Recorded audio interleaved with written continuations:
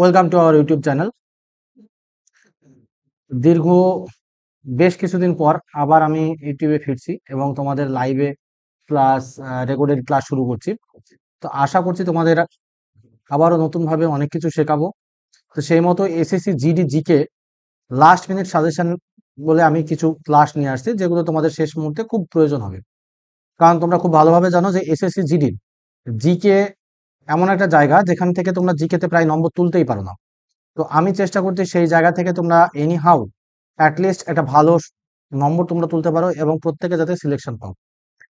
তো তোমরা যারা আমার চ্যানেলে নতুন আছো তারা অবশ্যই চ্যানেলটিকে একটু সাবস্ক্রাইব করে রেখো।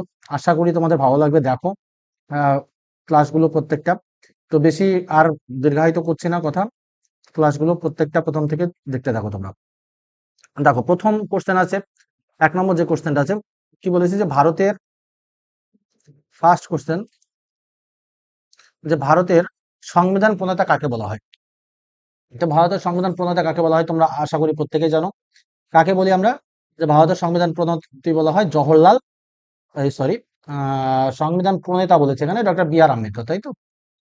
চলো, প্রত্যেকে সঠিক অ্যান্সার করেছে আশা করি। এটা বি আর আম্বেদকর। এবার এখানে দেখো কিছু আমাদের এক্সট্রা ইনফরমেশন জানা উচিত। যে আমাদের বি আর আম্বেদকর, প্রথম বললাম কি সংবিধান প্রণেতা বলছি। এই বি আর আম্বেদকর আমাদের কত নম্বর আর্টিকেলকে সংবিধানের আত্মা বলেছিল বলতে পারবে কেউ তোমরা? সংবিধানের আত্মা বলেছিল 32, অর্থাৎ কনস্টিটিউশন রেমিডিস যেটাকে বলি আমরা, বা সাংবিধানিক প্রতিবিধানের অধিকার, সাংবিধানিক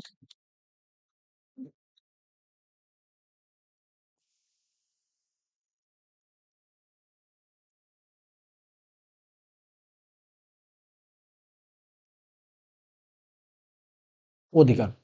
অ্যাকচুয়ালি এই সাংবিধানিক প্রতিবিধানের অধিকার এটা আছে 32 32 নম্বর ধারাকে। এই 32 নম্বর ধারাকে কিন্তু বি আর আম্বেদকর বলেছিল সংবিধানের আত্মা বা soul of the constitution, heart and soul of the constitution, heart and soul of the constitution.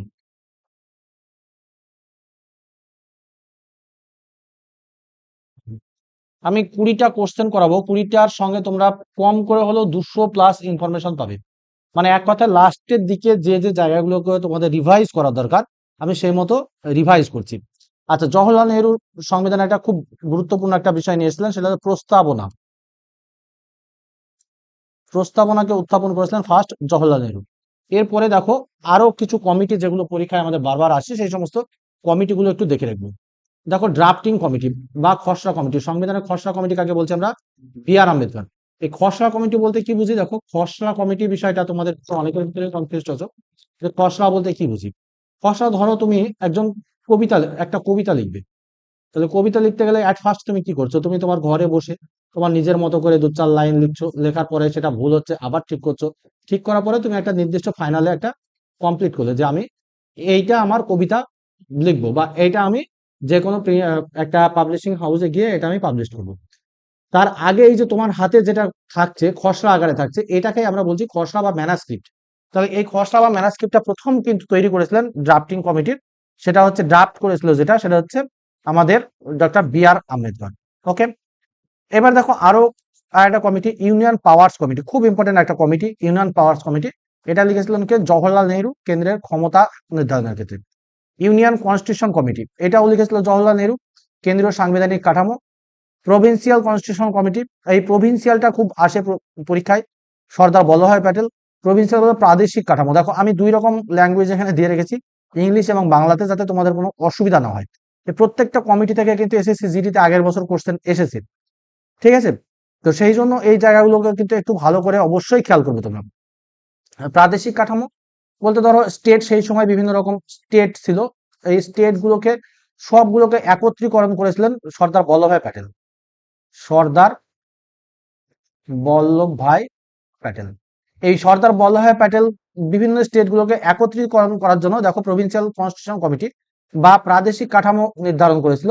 সেই কারণে কিন্তু ওকে প্রাদেশিক কাঠামো নির্ধারক বলা হয়। আর আরেকটা বিষয় বলা হয়, যেহেতু উনি সমস্ত স্টেটগুলোকে এক করেছিল, তার জন্য ওর যে 31 তারিখে, যেটা 31শে অক্টোবর, 31শে অক্টোবরের জন্মদিনে এটাকে একতা দিবস হিসাবে কিন্তু পালন করি আমরা, একতা দিবস। এই পরীক্ষায় কিন্তু এটা খুব আসে। একতা দিবস, সেই জন্য দেখবে স্ট্যাচু অফ ইউনিটি, তোমরা নিশ্চয়ই শুনেছো স্ট্যাচু ইউই অফ ইউনিটি। এই স্ট্যাচু অফ ইউনিটি কোথায় অবস্থিত বলতে পারবে? স্ট্যাচু অফ ইউনিটি অবস্থিত গুজরাটে, এটা কিন্তু নর্মদা নদীর তীরে, নর্মদা রিভারের কাছে, ঠিক আছে। তোমরা ভালোভাবে জানো যে গুজরাটে নর্মদা, তাপ্তি এইসব নদীগুলো দেখা যায়, তো নর্মদা নদীতে স্ট্যাচু অফ ইউনিটি, অর্থাৎ গুজরাট সর্দার বল্লভভাই প্যাটেলের যে সব থেকে বেশি মানে আপাতত ভারতবর্ষের সব থেকে উচ্চতম স্ট্যাচু, 182 ফুট উঁচু, ঠিক আছে, 182 ফুট উঁচু সর্দার বল্লভভাই স্ট্যাচু, তাকে কি বলছি আমরা? স্ট্যাচু অফ ইউনিটি, একে বলছি আমরা স্ট্যাচু অফ ইউনিটি। পরীক্ষায় কিন্তু আসে এটা, হ্যাঁ। তারপরে দেখো আরো কিছু কমিটি আছে, অ্যাডভাইজারি কমিটি বা ফান্ডামেন্টাল, দেখো ফান্ডামেন্টাল রাইট, ফান্ডামেন্টাল রাইট বলতে কি বুঝি আমরা? মৌলিক অধিকার, এই যে মৌলিক অধিকার এবং সংখ্যালঘু বিষয়ক, এর কে ছিল সর্দার বল্লভভাই প্যাটেল, ঠিক আছে। তোমরা জানো যে সংবিধানের সব থেকে মোস্ট ইম্পর্টেন্ট জায়গা আছে ফান্ডামেন্টাল রাইট বা মৌলিক অধিকার। Rules of procedure committee, Rajendra Prasad, এখানে রুলস এর আর মনে রাখবে আর রাজেন্দ্র প্রসাদের আর মনে রাখবে, তাহলে মনে থাকবে। Rules and procedure committee Rajendra Prasad, অর্থাৎ কার্যপ্রণালীর নিয়ম। স্টিয়ারিং কমিটি, স্টিয়ারিং কমিটি, দেখো রাজেন্দ্র প্রসাদ, মানে মেন যে গাড়ি চালাচ্ছে তাকে বলছি আমরা স্টিয়ারিং, তাই না, সেটাকে স্টিয়ারিং বলা হয়। সেজন্য স্টিয়ারিং কমিটি রাজেন্দ্র প্রসাদ কার্যসূচি পরিচালনা করে। ফাইন্যান্স অ্যান্ড স্টাফ কমিটি, খুব একটা আসে না পরীক্ষায়। ক্রিডেন্সিয়াল কমিটি, এটা খুব আসে পরীক্ষায়। ক্রিডেন্সিয়াল কমিটি আল্লাদি কৃষ্ণস্বামী আয়ার, সদস্যদের যোগ্যতা যাচাইয়ের ক্ষেত্রে।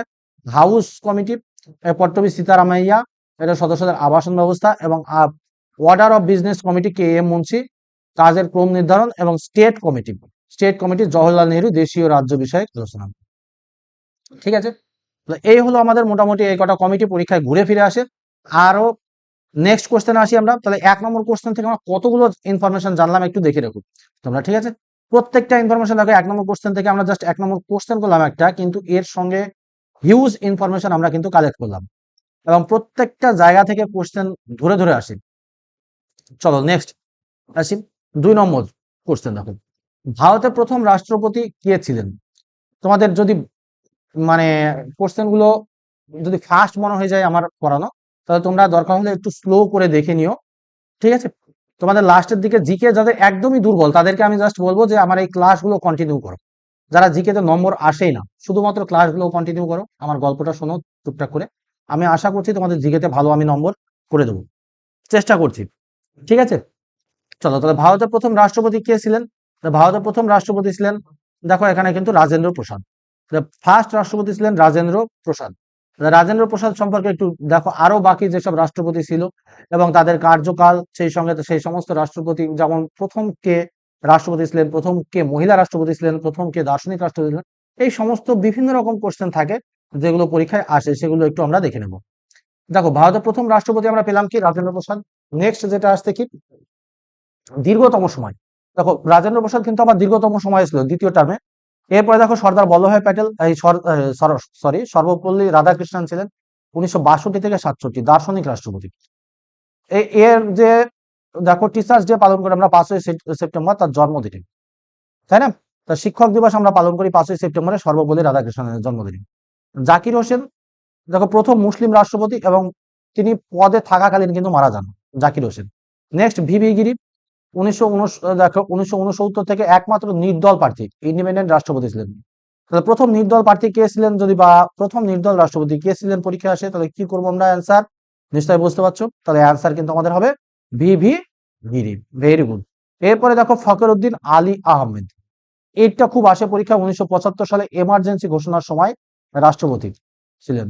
এই এমার্জেন্সি কথাটা যেহেতু আসলো, এখান থেকে আরো কয়েকটা কোশ্চেন একটু জেনে নিই আমরা।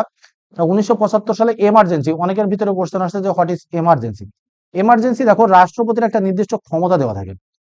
রাষ্ট্রপতির, দেখো আমাদের ভারতবর্ষের সংবিধান অনুসারে রাষ্ট্রপতিকে আমরা নির্দিষ্ট কিছু ক্ষমতা দিয়ে রাখি।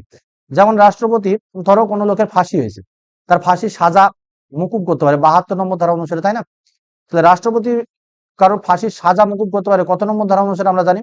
তাহলে ফাঁসির সাজা মুকুব করতে পারে আমরা 72 নম্বর ধারা অনুসারে আমরা জানি, 72, ঠিক আছে। 72 নম্বর ধারা অনুসারে কিন্তু রাষ্ট্রপতি কারো ফাঁসির সাজা মুকুব করতে পারে। এছাড়া আরো কিছু কোশ্চেন এখানে, যেমন আরো রাষ্ট্রপতি কি বললাম আমরা? রাষ্ট্রপতি এমার্জেন্সি ক্ষমতা, মানে রাষ্ট্রপতির কিছু তাৎক্ষণিক কিছু ক্ষমতা দেওয়া থাকে যেগুলো শুধুমাত্র রাষ্ট্রপতির হাতেই থাকে। এই এমার্জেন্সি ক্ষমতাগুলো মানে তিন রকম এমার্জেন্সি ক্ষমতা আমরা দেখতে পাই।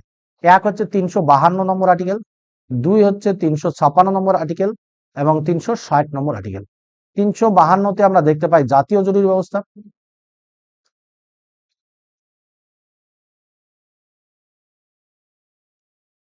বা ন্যাশনাল এমার্জেন্সি, তাই না? এই ন্যাশনাল এমার্জেন্সি, এই ন্যাশনাল এমার্জেন্সি কিন্তু ভারতবর্ষে এখনো পর্যন্ত মাত্র 3বার জারি হয়েছে, জারি হয়। এই 3বার ন্যাশনাল এমার্জেন্সি জারি হয়েছে। তার ভিতরে আমরা কি পড়লাম যে দেখো এখানে 1975টা পড়ছি, যে 1975-এ ন্যাশনাল এমার্জেন্সি জারি হয়েছিল। তাহলে এই সময় রাষ্ট্রপতি কে ছিলেন দেখো, এই সময় রাষ্ট্রপতি ফখরুদ্দিন আলী আহমেদ। তাহলে যদি পরীক্ষায় কোশ্চেন আসে যে 1975 সালে যখন ন্যাশনাল এমার্জেন্সি জারি হয় তখন রাষ্ট্রপতি কে ছিলেন, ফখরুদ্দিন আলী আহমেদ। আর একটা কোশ্চেন এখানে যে এখানকার সেই সময় প্রধানমন্ত্রী ছিলেন ইন্দিরা গান্ধী। ওকে। 356 কি আছে দেখো, রাজ্যের জরুরি অবস্থা বা স্টেট এমার্জেন্সি।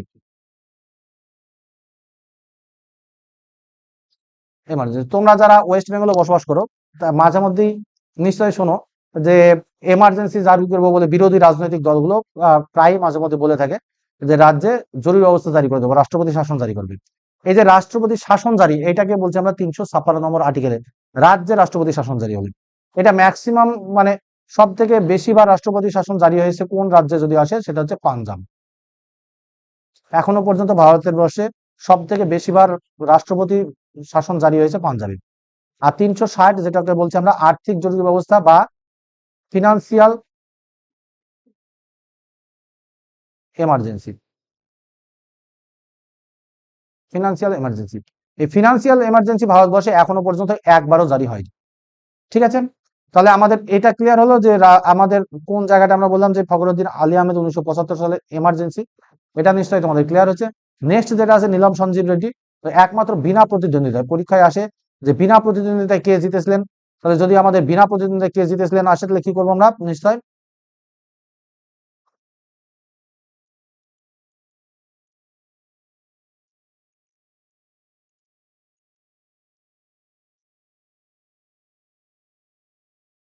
দেখো বিনা প্রতিদ্বন্দ্বিতা, ঠিক আছে মনে থাকবে তোমাদের।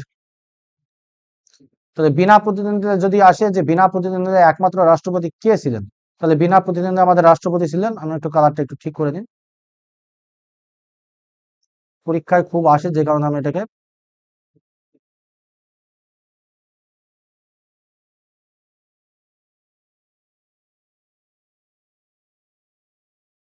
এটা একটু হাইলাইট করে রাখলাম, এটা অবশ্যই দেখবে। ঠিক আছে, চলো নেক্সট যেটা আছে,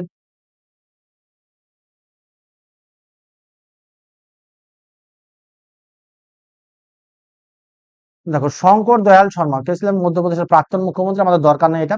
আমাদের কে আর নারায়ণ সম্পর্কে একটু জানবে, 1997 প্রথম দলিত রাষ্ট্রপতি, প্রথম দলিত রাষ্ট্রপতি, যদিও ভাই এখনো বর্তমানে আমাদের দলিত রাষ্ট্রপতি আছে, সেটা আসছি। 11তম রাষ্ট্রপতি কে ছিলেন দেখো, এপিজে আব্দুল কালাম, 2002 থেকে 2007 মিসাইল ম্যান অফ ইন্ডিয়া বা বিজ্ঞানের রাষ্ট্রপতি। তারপরে প্রতিভা পাটেল, প্রতিভা পাটেল কে ছিলেন 2007 থেকে 2012 ভারতের প্রথম মহিলা রাষ্ট্রপতি। আচ্ছা, যদি পরীক্ষায় আসে যে ভারতবর্ষের প্রথম মহিলা রাষ্ট্রপতিকে, প্রতিভা পাটেল।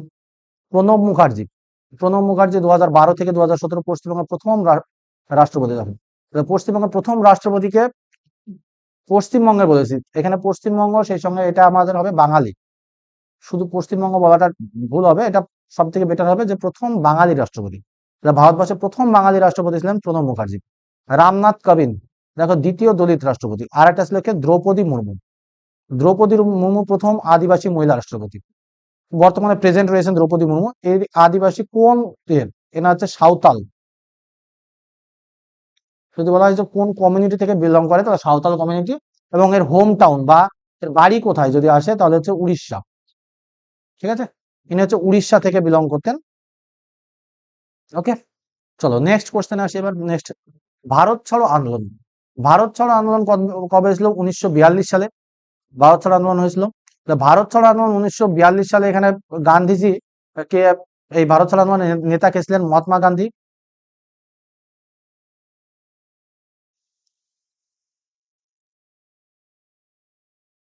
মহাত্মা গান্ধী ছিলেন নেতা, তাই না, ভারত ছাড়ো আন্দোলনে।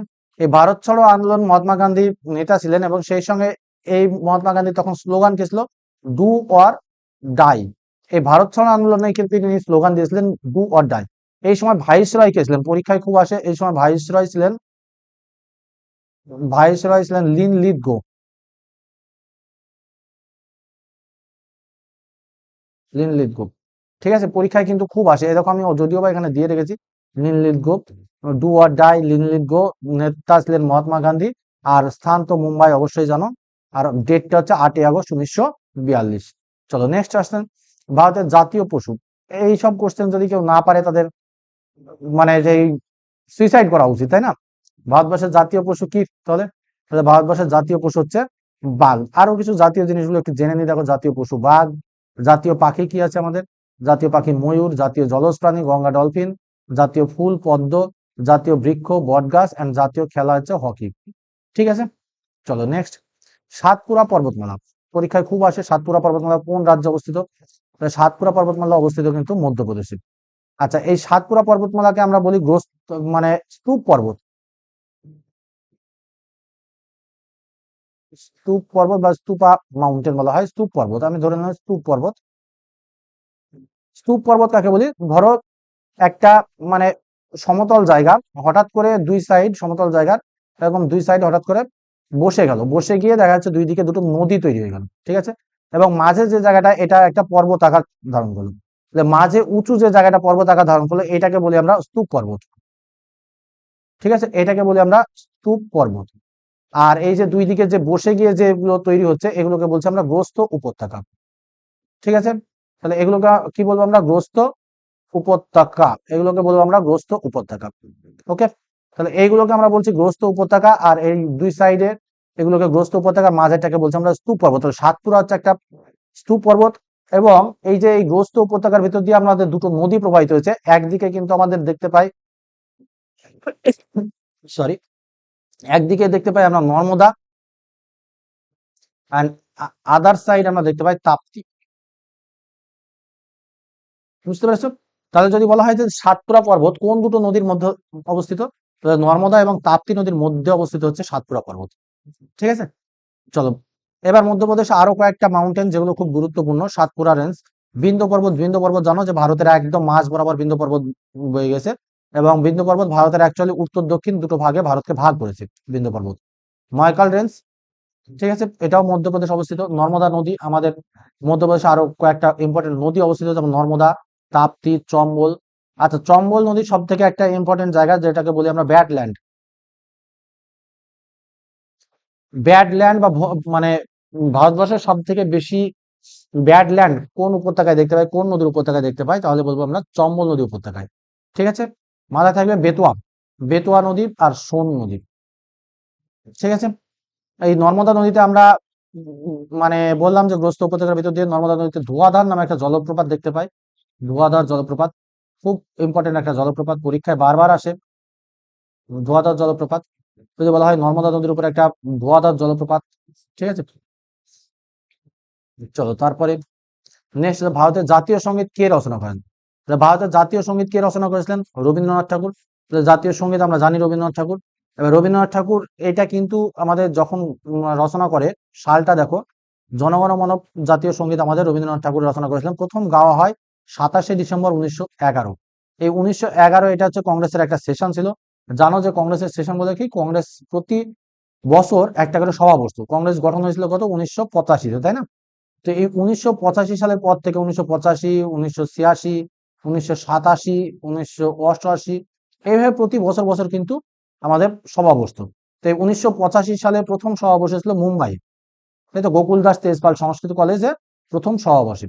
এবং এই গোকুল দাস তেজপাল প্রথম সংস্কৃত কলেজে যে সভাটা বসেছিল, তারপরে এই যে 1911 সালে যে সভাটা বসে, এইটা বসে কিন্তু 1911 সাল, এটা কিন্তু কলকাতাতে সভা বসেছিল। ঠিক আছে, তাহলে এই কলকাতাতে যে সভাটা বসে, এই কলকাতাতেই সভা বসে 27শে ডিসেম্বর, এবং এই সেই সময়তে প্রথম জনগণ মন গানটা কিন্তু গাওয়া হয়েছিল, এবং সেটা কে গেয়েছিলেন? রবীন্দ্রনাথ ঠাকুর। দেখো, ইন্ডিয়ান ন্যাশনাল কংগ্রেসের সেশন 1911, ক্যালকাটা।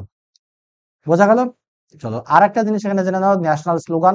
এটাও কিন্তু আমাদের বন্দে মাতরম যেটা স্লোগান, এটা বঙ্কিমচন্দ্র চট্টোপাধ্যায় লিখেছিল। এটা কোথায় পাই আমরা? আনন্দবন উপন্যাসে। ঠিক আছে, আনন্দমঠ উপন্যাস দেখো 1896 সালে এটা প্রকাশিত হয়। আনন্দমঠ উপন্যাসটা কিন্তু 1882-তে প্রকাশিত হয়।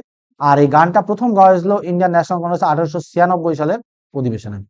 ঠিক আছে, এটাও কলকাতা অধিবেশন 1896 এর, এটাও কলকাতা অধিবেশন, এটাও কিন্তু কলকাতা অধিবেশনে। মনে থাকবে তো? ব্যাস, চলো next. Microsoft company CEO. Microsoft কোম্পানির প্রতিষ্ঠাতা, সরি সিইও না, মাইক্রোসফট কোম্পানির প্রতিষ্ঠাতা আমরা কাকে জানি? Microsoft, Bill Gates.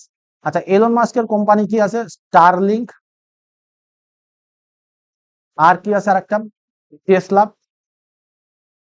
টেসলা, ঠিক আছে, এই দুটো কোম্পানি খুব সারা ভারত, সারা বিশ্বে এখন রাজ করছে, স্টারলিংক এন্ড টেসলা।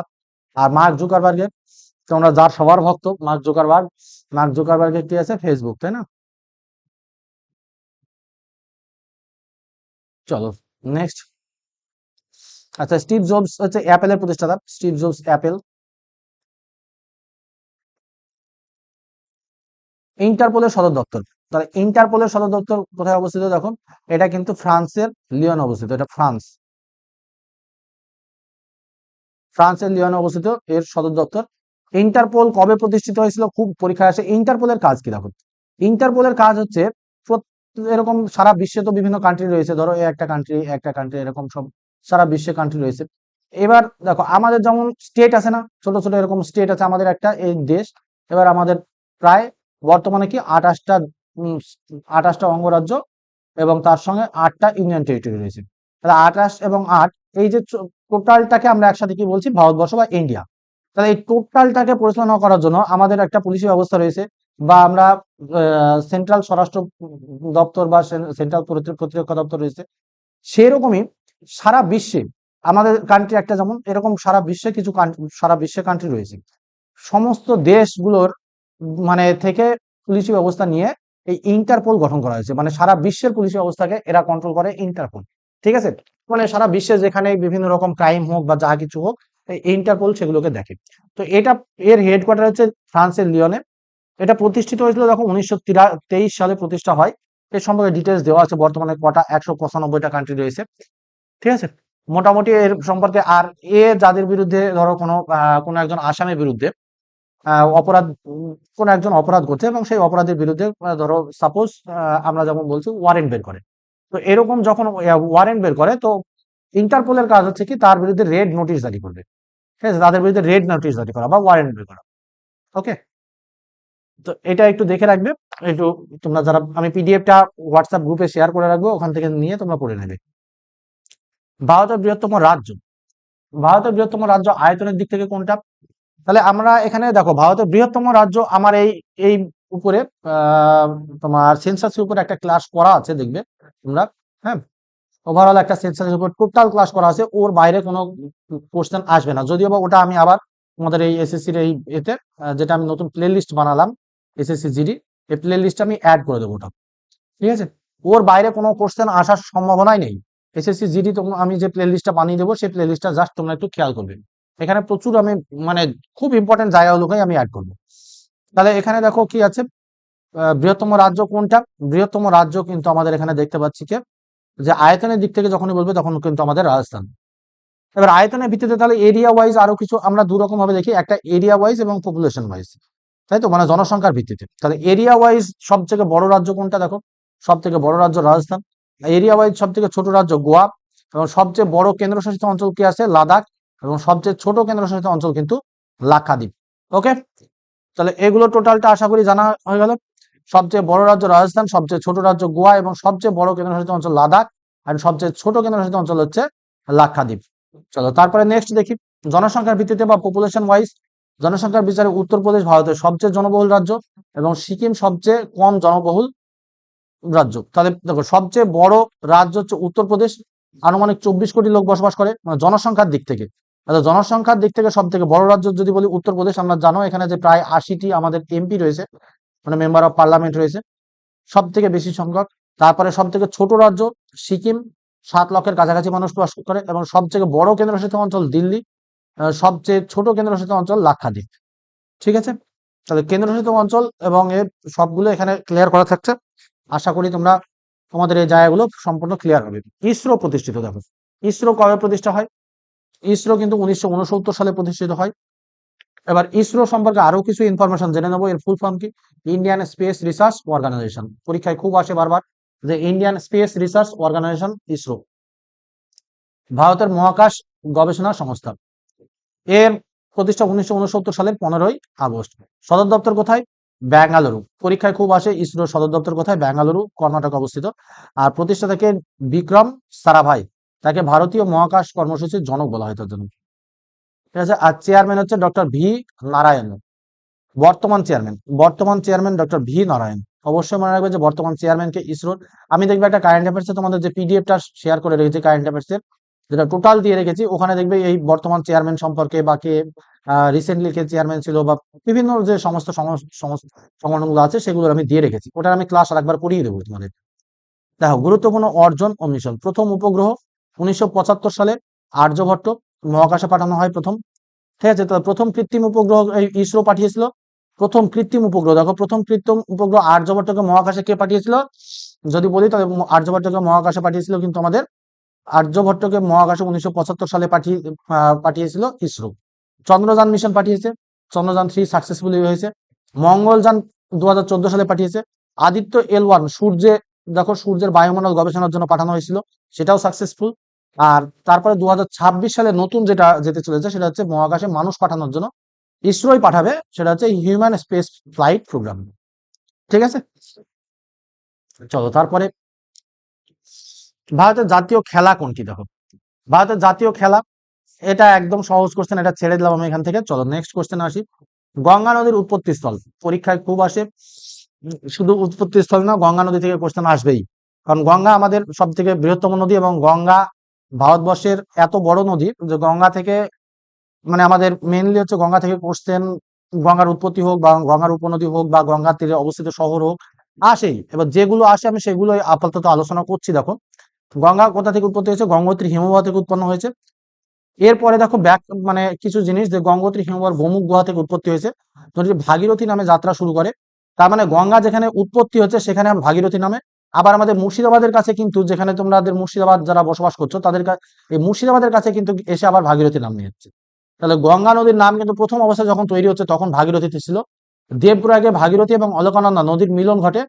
তাহলে দেবপ্রয়াগ, তাহলে ভাগীরথী এবং অলকানন্দা নদীর মিলন কোথায় ঘটছে? দেবপ্রয়াগে। তাহলে কোশ্চেন আসতে পারে যে ভাগীরথী এবং অলকানন্দা নদীর, এই ধরো ভাগীরথী আর এই গেল অলকানন্দা নদী, এইখানে যে মিলিত হলো, এই মিলনটার নাম, এই জায়গাটার নাম দিয়েছে দেবপ্রয়াগ। দেবপ্রয়াগ, ওকে। সেখানে নদীটি গঙ্গা নামে পরিচিত হয়েছে এবং এখান থেকে কিন্তু এর নাম হয়েছে গঙ্গা। তাহলে এখানে এইদিকে ধরো, আমি সাপোজ ধরো এটা যখন ছিল তখন এখানে কি বললাম যে ভাগীরথী, ভাগীরথী, আর এইটা ছিল তখন কিন্তু অলকানন্দা। ঠিক আছে। তো অলকানন্দা এবং ভাগীরথী যেখানে মিলিত হয়েছে সেই জায়গা থেকে কিন্তু আমরা গঙ্গা নাম চিনছি, তার আগে কিন্তু ভাগীরথী ছিল। এরপরে আরো দেখো আমাদের কয়েকটা এরকম, মানে যেগুলো পরীক্ষায় আসে, যে কানেক্টেড যে জায়গাগুলো, অলকানন্দা এবং ধৌলিগঙ্গা, মানে এরকম ধরো অলকানন্দা নদী যাচ্ছে, তার সঙ্গে গিয়ে ধৌলিগঙ্গা নদী পাস করেছে যে জায়গাটা, সেটার নাম দিয়েছি কি? বিষ্ণুপ্রয়াগ। নন্দপ্রয়াগ অলকানন্দা এবং মন্দাকিনী। কর্ণপ্রয়াগ অলকানন্দা এবং পিণ্ডার। রুদ্রপ্রয়াগ অলকানন্দা এবং মন্দাকিনী। এই রুদ্রপ্রয়াগ এবং দেবপ্রয়াগ এই দুটো পরীক্ষা বারবার আসে।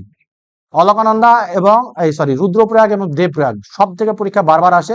অলকানন্দা এবং রুদ্রপ্রয়াগ এবং দেবপ্রয়াগ। কিন্তু ইদানিং কালের পরীক্ষায় গুলোতে এই এই দুটো কমন কোশ্চেন হয়ে যাওয়ার কারণে সবারই মুখস্থ, যে কারণে এই দুটোকে বাদ দিয়ে এখন কিন্তু এইগুলোর উপরে বেশি ফোকাস করছে। ঠিক আছে। তাই আমি তোমাদেরকে বলতে চাইছি যে বেশি করে এই সমস্ত ইনফরমেশন গুলো একটু জেনে রাখতে হবে।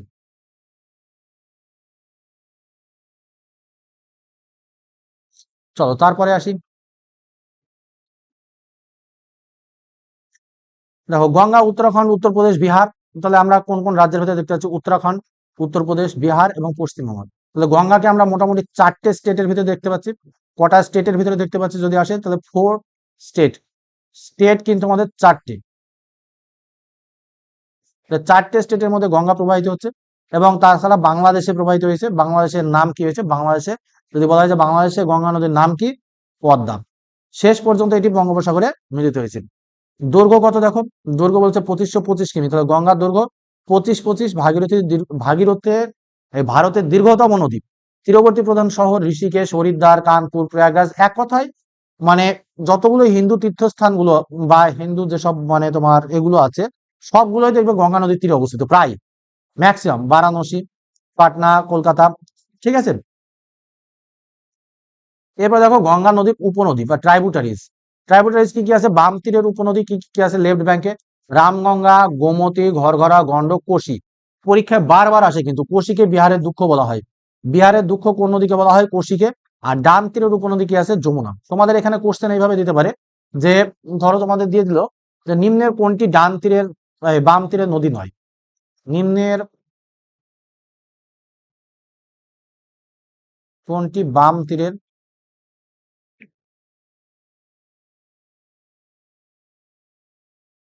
বলো গঙ্গার বাম তীরের উপনদী নয়। অপশন গুলো, অপশন এ সাপোজ ধরো এভাবে দিয়ে দিল Ramganga,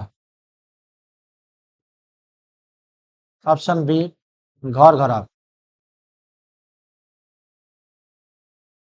option C Kosi, and D অপশনে গিয়ে দিল যমুনা বা সোন। সোন, বুঝতে পেরেছো? পরীক্ষায় কিন্তু এইভাবে তোমাদের কোশ্চেন করবে, তাহলে অ্যান্সার কি হবে তখন, সোন।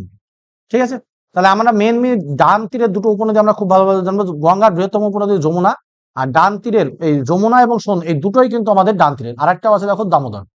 ঠিক আছে, এগুলো হচ্ছে সব ডান তীরের। আর এই ডান তীর বাম তীর কিভাবে সিলেক্ট হয় এটা একটু জেনে রাখো। নদী, এই যে পাহাড়, ধরো উত্তর দিকে পাহাড় আছে, এই পাহাড় থেকে নদীগুলো উৎপত্তি লাভ করে আমাদের কিন্তু বঙ্গোপসাগরে এসে পড়ছে। তাহলে এই যে এই দিক থেকে নদীটা প্রবাহিত হয়ে এই দিকে যাচ্ছে, এর কিন্তু এই যে প্রবাহের গতিপথ অনুসারে এর ডান দিক বাম দিক নির্বাচন হয়। ওকে, তোমার তোমার ডান দিক বাম দিক বা আমার ডান দিক বাম দিক হিসাবে নির্বাচিত হয় না। নদীগুলো উত্তরের দিক করে তুমি দাঁড়াবে এবং উত্তরের দিক থেকে তুমি বিচার করবে যে ডান দিক এবং বাম দিক। তো সেই হিসাবে আমাদের দামোদর ডান দিকে, যেমন দামোদর আমাদের কোথায় আছে, বর্ধমান, বর্ধমান ডিস্ট্রিক্টের ভিতরে আমরা দেখতে পাই। ঠিক আছে, যমুনা, সোন এগুলো সব আমাদের ডান তীরের। চলো তারপরে, ভারতের প্রথম মহিলা প্রধানমন্ত্রী কে ছিলেন? ভারতের প্রথম মহিলা প্রধানমন্ত্রী ছিলেন ইন্দিরা গান্ধী।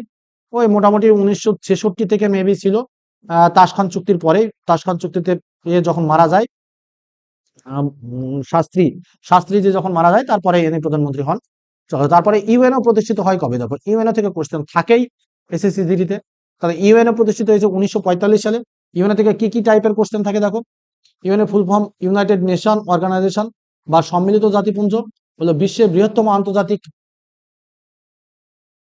এক সেকেন্ড,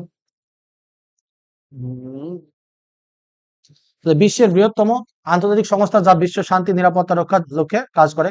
আর প্রতিষ্ঠা দেখো 24 অক্টোবর 1945। প্রতি বছর 24 অক্টোবর জাতিপুঞ্জ দিবস হিসাবে পালিত হয়। সদর দপ্তর কোথায়?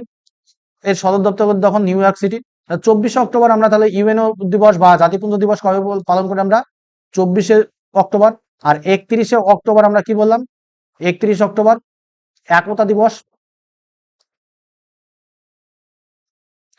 একতা দিবস কার জন্মদিনে বললাম, মনে থাকবে? একতা দিবস সর্দার বল্লভভাই প্যাটেল, এক্স্যাক্টলি সর্দার বল্লভভাই প্যাটেল, সর্দার বল্লভভাই প্যাটেল। আর সদস্য সংখ্যা বর্তমানে ইউএনওর কত? 193টা। বর্তমান মহাসচিব বা সেক্রেটারি জেনারেল বর্তমানে কে রয়েছেন? Antonio Guterres. নামটা অবশ্যই মুখস্থ রাখবে কারেন্ট অ্যাফেয়ার্স দিক থেকে, কারণ তোমাদের এসএসসি জিডিতে একটা জিনিস জানবে যে তোমাদের current affairs, economy and polity, এই তিনটে জায়গা থেকে কোশ্চেন তোমাদের সব থেকে বেশি থাকে। ঠিক আছে, তা জাতিপুঞ্জের প্রধান 6টি শাখা বা 6 প্রিন্সিপাল কি কি আছে? সাধারণ সভা বা জেনারেল অ্যাসেম্বলিজ, এখানে সব সদস্য দেশের প্রতিনিধি থাকে। এটি মূলত বিশ্বের আইনসভা। বিশ্বের আইনসভা কাকে বলি আমরা? বা বিশ্বের আইনসভা, আমাদের যেমন পার্লামেন্ট আছে, ভারতবর্ষে যেমন পার্লামেন্ট আছে, এরকম সারা বিশ্বের পার্লামেন্ট বলা হয় জেনারেল অ্যাসেম্বলিকে। ইউএনওর জেনারেল অ্যাসেম্বলিকে আমরা সারা বিশ্বের পার্লামেন্ট বলবো। নিরাপত্তা পরিষদ বা সিকিউরিটি কাউন্সিল কাকে? দেখো সিকিউরিটি কাউন্সিলের পার্মানেন্ট সদস্য দেশ কটা রয়েছে? পরীক্ষায় খুব আসে যে নিরাপত্তা পরিষদের বা সিকিউরিটি কাউন্সিলের স্থায়ী সদস্য দেশ কটা রয়েছে? 5টি। এই 5টা দেশ কে? মার্কিন যুক্তরাষ্ট্র, এটা হচ্ছে ব্রিটেন বা ইউকে, ইউনাইটেড কিংডম, রাশিয়া, চীন আর ফ্রান্স। এই 5টা দেশ হচ্ছে পার্মানেন্ট কান্ট্রি। অর্থনৈতিক ও সামাজিক দরকার নেই, এটা আমাদের ট্রান্সলেশনশিপও আমাদের দরকার নেই, এই দুটো পরীক্ষায় আসে না। তারপরে দেখো আন্তর্জাতিক আন্তর্জাতিক আদালত বা international court of justice. International court of justice এর হেডকোয়ার্টার কোথায় অবস্থিত? হেগে অবস্থিত, দা হেগ। এর হেডকোয়ার্টার অবস্থিত হেগে। এই দেশগুলোর মধ্যে আইনি বিরোধ মেটায়। এবং সচিবালয় বা সেক্রেটারিয়েট, এটি জাতিপুঞ্জের প্রশাসনিক শাখা, যার প্রধান হলেন মহাসচিব। বিশেষজ্ঞ সংস্থা বা স্পেশালাইজ এজেন্সি কিছু রয়েছে, যেমন হু এর কাজ কি? বিশ্ব স্বাস্থ্য সংস্থা। এর হেডকোয়ার্টার কোথায় অবস্থিত? জেনিভা। ইউনেস্কো, ইউনিসেফ, ইউনিসেফ শিশুদের কল্যাণে নিয়োজিত হয়। ইউনেস্কো শিক্ষা সংস্কৃতি বিষয়ক সংস্থা। ঠিক আছে। দেখো অফিসিয়াল ভাষা কটা রয়েছে? ইউএনওর ইউএনও বা ইউনাইটেড নেশন অর্গানাইজেশনের অফিসিয়াল ভাষা রয়েছে 6টি। কি কি রয়েছে? ইংরেজি, ফ্রান্স বা ফরাসি, স্প্যানিশ, রুশ, চায়না এবং আরবি। তাহলে 6টা হচ্ছে অফিসিয়াল ল্যাঙ্গুয়েজ রয়েছে ইউএনওর। ভারতের ভূমিকা কি? ভারতের ভূমিকা দেখো এখানে রয়েছে। ভারত জাতিপুঞ্জের অন্যতম প্রতিষ্ঠাতা সদস্য। ভারতের বিজয়লক্ষ্মী পণ্ডিত ছিলেন সাধারণ সভার প্রথম মহিলা সভাপতি। তাহলে ভারতবর্ষে প্রথম মহিলা সভাপতি কে ছিলেন ইউএনওর? তাহলে কি হবে? বিজয়লক্ষ্মী পণ্ডিত। এটা অলরেডি পরীক্ষায় এসেছে এর আগে। শান্তিরক্ষা বাহিনী, দেখো এদের যে শান্তিরক্ষা বাহিনী তাকে বলা হয় ব্লু হেলমেট বাহিনী। ব্লু হেলমেট বা নীল হেলমেট বাহিনী যাদেরকে বলা হয়, এদের কাজ হচ্ছে শান্তি রক্ষা করা সারা বিশ্বে। পলাশির যুদ্ধ। পলাশির যুদ্ধ থেকে কোশ্চেন কি আসে? দেখো পলাশির যুদ্ধ কত সালে হয়েছিল? পলাশির যুদ্ধ হয়েছিল, বলো। পলাশির যুদ্ধ 1757-তে। পলাশির যুদ্ধ 1757 কত তারিখে? 23শে জুনে হয়েছিল নদিয়া জেলার পলাশির প্রান্তের ভাগীরথী নদীর তীরে।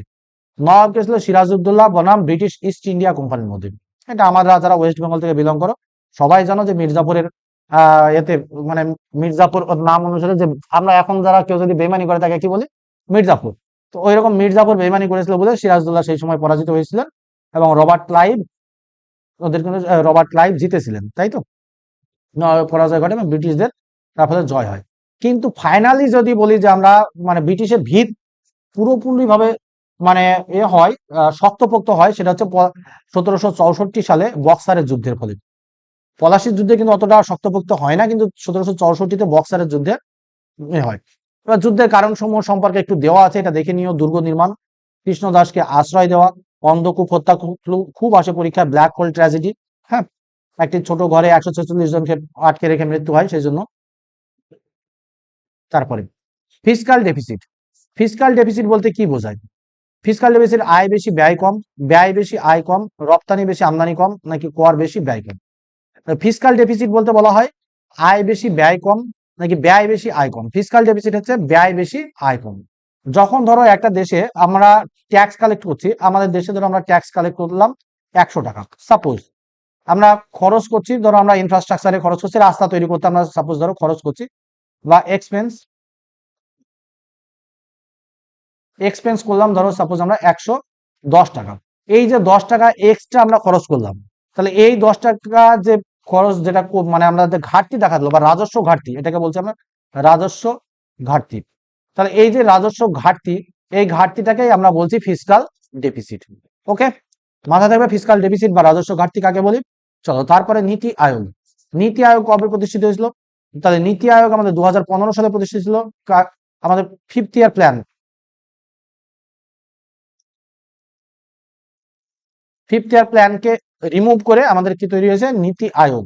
দেখো পূর্ণরূপ কি নীতি আয়োগের? National Institution for Transforming India, প্রতিষ্ঠাতা 1 জানুয়ারি 2015। পুরনো সংস্থা কি ছিল? Planning commission. প্ল্যানিং কমিশন বা পঞ্চবার্ষিকী পরিকল্পনা সরিয়ে দেওয়া হয়েছে। এটা গঠন হয়েছিল 1950 সালে। ঠিক আছে। চেয়ারপারসন ভারতের প্রধানমন্ত্রী। পদাধিকার বলে এর চেয়ারপারসন কে হবে? প্রধানমন্ত্রী হবে অলওয়েজ। ভাইস চেয়ারম্যান প্রধানমন্ত্রী কর্তৃক নিযুক্ত। এবং সিইও কে আছেন দেখো, নিয়োগ করেন কেন্দ্রীয় সরকার, একজন সিইও নিয়োগ করেন। মেম্বার বিভিন্ন বিশেষজ্ঞ এবং রাজ্যের মুখ্যমন্ত্রীরা থাকবেন। মানে এ কথা হচ্ছে এটা একটা থিঙ্ক ট্যাঙ্ক। এটা একটা থিঙ্ক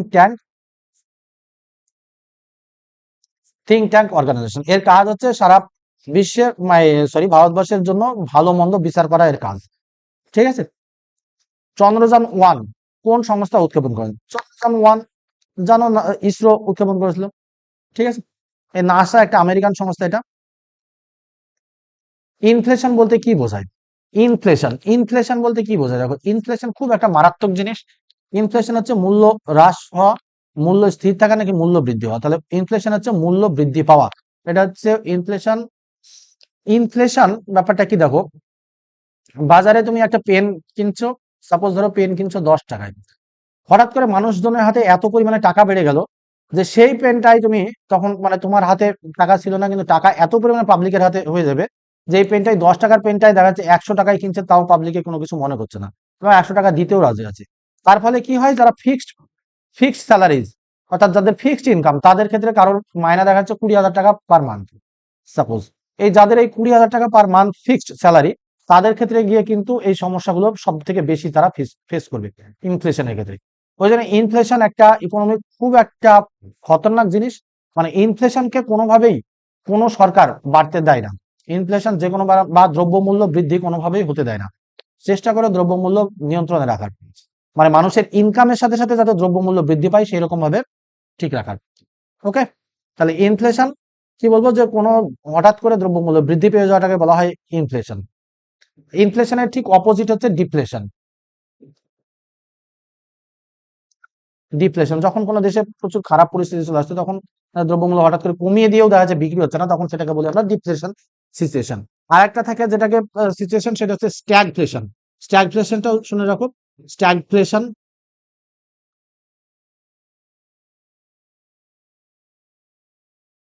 এটাও স্ট্যাগফ্লেশনটাও এসেছে। স্ট্যাগফ্লেশন, দ্রব্যমূল্য বৃদ্ধি পাবে, তার সঙ্গে কি করবে, সরকারি চাকরি, সরি সরকারি চাকরি বলছি, তার সঙ্গে বেকার সমস্যা বৃদ্ধি পাবে।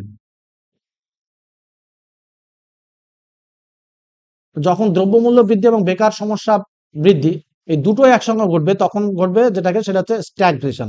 এবং এটা হচ্ছে ইকোনমিকে সব থেকে খারাপতম সিচুয়েশন। ওকে, তারপর রামায়ণ কে রচনা করেন, প্রত্যেকে জানা, রামায়ণ রচনা করেন কে, বাল্মীকি। তো দেখো আমি 20টা কোশ্চেন, একদম বেসিক টাইপের কোশ্চেন করলাম, আশা করি তোমাদের ভালো লাগবে। তো যদি ভালো লাগে থাকে তাহলে একটু লাইক করে দিও, সেই সঙ্গে সাবস্ক্রাইব করে রেখো চ্যানেলটিকে। যারা নতুন আছো বন্ধুদের সঙ্গে একটু শেয়ার করে দিও, যাদের এই সময় এসএসসি জিডির লাস্টের দিকে রিভিশন টাইপের কিছু ক্লাস দরকার তাদের জন্য। ঠিক আছে, থ্যাংক ইউ। আমি এই কদিন কন্টিনিউ আশা করছি ক্লাস করব। বাই। আর অবশ্যই তোমরা তোমাদের ফিডব্যাক দিও। প্রত্যেকে ভালো থেকো, সুস্থ থেকো এবং ভালোভাবে প্রত্যেকে পড়াশোনা করো। প্রত্যেককে চাকরি পেতে হবে, এটাই হলো আসল কথা।